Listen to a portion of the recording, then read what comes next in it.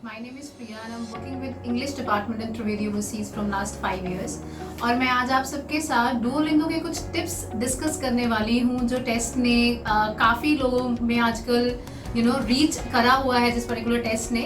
So these tips are not only जो मैंने collect करे हैं, जो हमने ऑब्जर्व करे हैं स्टूडेंट पॉइंट ऑफ व्यू से जिन बच्चों ने पेपर दिए हैं, बल्कि हमारी टीम ने भी, हमारे ट्रेनर्स ने भी जिन्होंने ऑब्जर्व करा है with the rigorous training of more than 500 hours बच्चों को लगा के दी है. As we have been catering around 100 students in the time period we have started with the training of Duolingo test. So अगर मैं सबसे पहले स्टार्ट करूँ, I will talk about the question type read aloud. Read aloud में क्या होता है, you come across one particular statement, एक स्टेटमेंट बच्चे को दी जाती है. स्टेटमेंट से I mean in other words a sentence जिसकी एवरेज लेंथ होती है 7 to 8 वर्ड्स, राइट.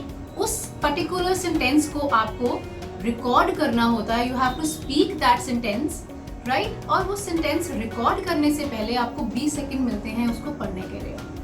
जो 20 सेकेंड है as a trainer, as a student, they are sufficient. 7-8 word को पढ़ने के लिए, प्रिपेयर करने के लिए दे आर इनफ. बच्चे का एक्चुअल में, अब इसमें मैं बताना क्या चाहती हूँ कि बच्चे का इसमें फोकस हो जाता है कि मैं स्टेटमेंट पढ़ूं. वो ये भूल जाता है कि actual focus should be on recording. Why? Because जो डुओलिंगो टेस्ट है मैनुअल नहीं है. आपकी जो भी चेकिंग है, जो भी इवैल्यूएशन है, असेसमेंट है, is completely based on what you are recording. So अगर मैं एक सेंटेंस जो बोल रही हूँ वो जैसा रिकॉर्ड होगा वैसा मेरा बैंड्स आएंगे, वैसे मेरे मार्क्स आएंगे, वैसे मेरे स्कोर्स आएंगे.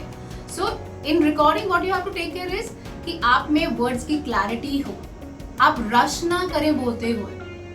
कई बच्चे करते हैं समटाइम यू आर नर्वस तो फटाफट बोलने की कोशिश करते हैं, राइट. और sometime they are too slow, maybe if they are nervous they are not, if they fumble.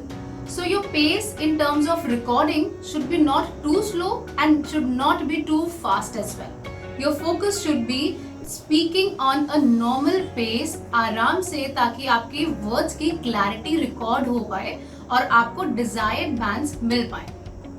Focus again, you're in read aloud. What I mean to say is read aloud में आपका focus recording पर होना चाहिए.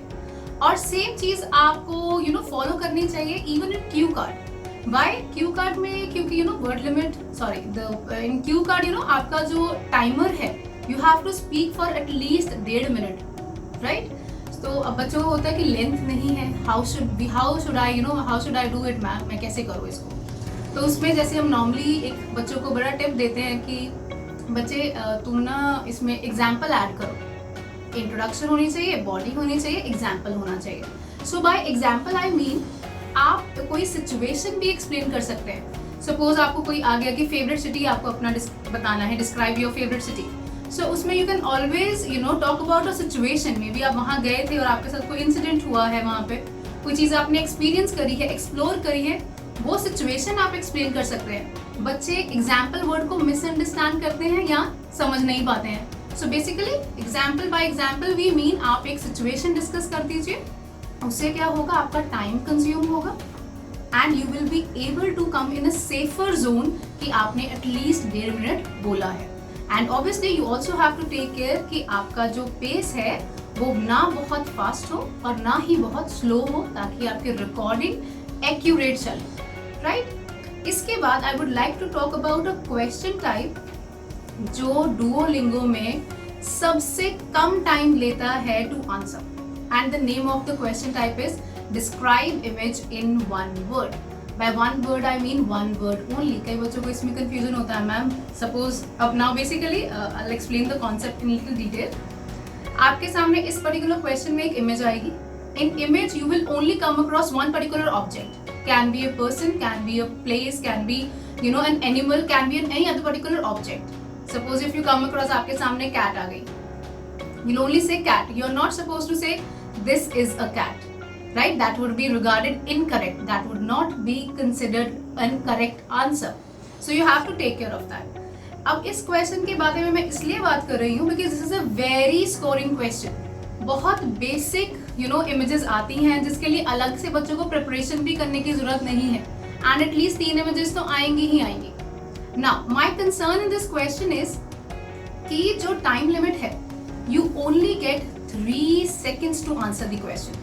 And 3 seconds बच्चे as per a student, मैं अगर आपको अपने स्टूडेंट फीडबैक के अकॉर्डिंग बताऊं जिन्होंने एग्जाम दिया है, दे से मैम 3 सेकंड पता ही नहीं लगता कब निकल जाते हैं, विच बेसिकली मीन्स एग्जाम देते हुए presence of mind, you know, आपका अलर्ट रहना और एक्टिव रहना बहुत जरूरी है। स्पॉन्टेनिटी तो चाहिए कि फटाफट आप आंसर दे पाए, उसके साथ साथ आप इतने एक्टिव रहने चाहिए कि ये क्वेश्चन आया है तो I just have 3 seconds and students really don't get to know कैसे निकल जाते हैं। So just take care of this particular question. Why? Because this question is very scoring. So be careful with the timing. And before ending the video, I would also like to talk about writing. Writing में मैं आपको ये बताना चाहूँगी कि अब normally बच्चों का क्वेश्चन होता है, मैम ऐसे किस तरह के आते हैं, ऐसे में what to prepare. Obviously जो ऐसे फॉर्मेट है, be it Duolingo or any other test, ऐसे format remains the same for everything, right? For all the tests only, right? But जो हमने ऑब्जर्व करा है अपने ट्रेनिंग पार्ट से and obviously the student feedback, there are 2 type of questions that students come across. One is fact based, जिसमें facts की बात की जाती है. अगर मैं फैक्ट की एक फैक्ट वाले ऐसे का एग्जांपल दूं, that can be the statement is that bitter trials are blessing in disguise. So what is your opinion? अब ना ये समझने में बच्चों को टफ लगता है एंड दे ये just blank out.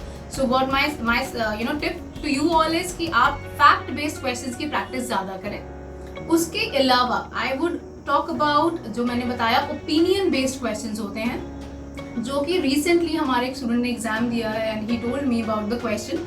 I would also like to share the statement that was कि some people say you should save money wherein others say you should spend money. Right? So you have to obviously support one particular statement and answer the question.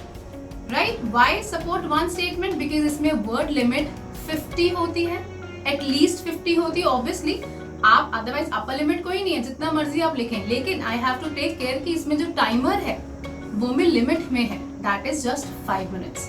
So what is my advice to you? In opinion case, what you can do is आप एक ही particular point of view को explain करें.